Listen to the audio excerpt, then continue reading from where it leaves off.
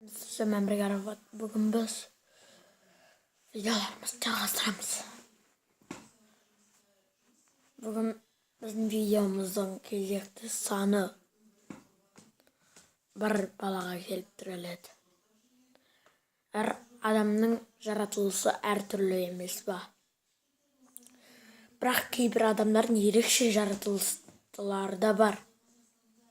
Солардың бірінің оқиғасын сіздерге айтып берейін деп шештім.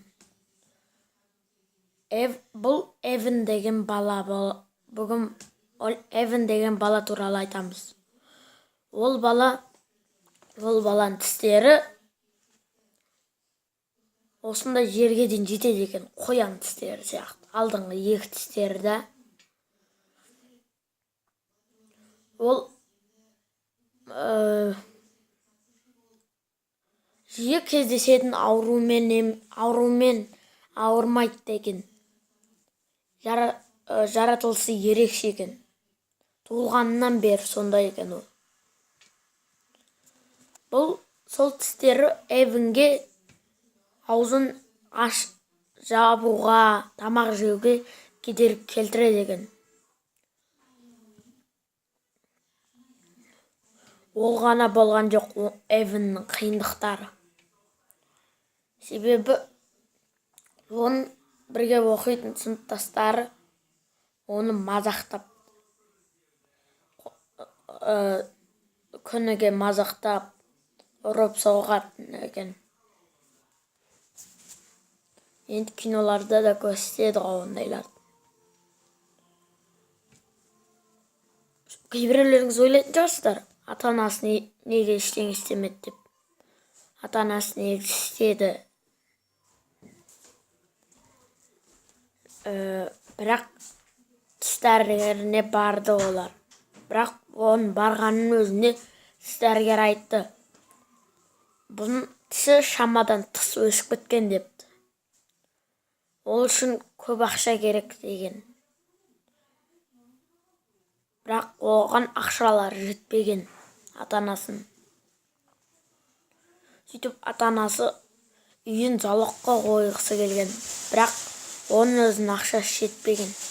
Үйдің залогқа қоюға кеткен ақшасын өзі. Сөйтіп олар телевидениеге түсіп, Эвенге қайырымдылық көрсетуді адамдардан сұрапты. Бір айдың ішінде жаңағы белгіленген ақшадан да көп ақша түсіпті.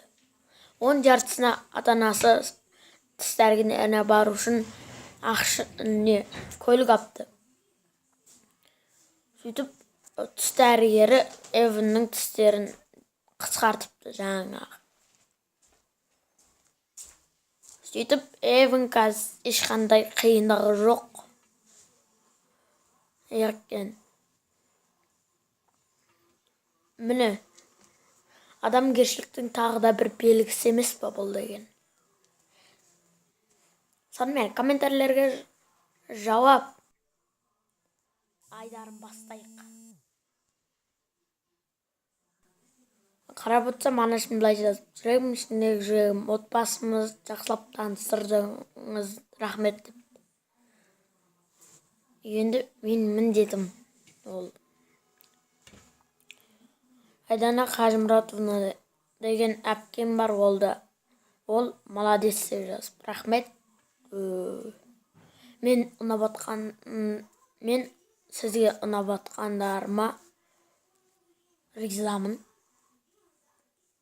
Ал достар, сіздер де осындай қайырымды болсаңыздар, видеоға лайк басып, каналға жазылып, комментарий жазыңыздар.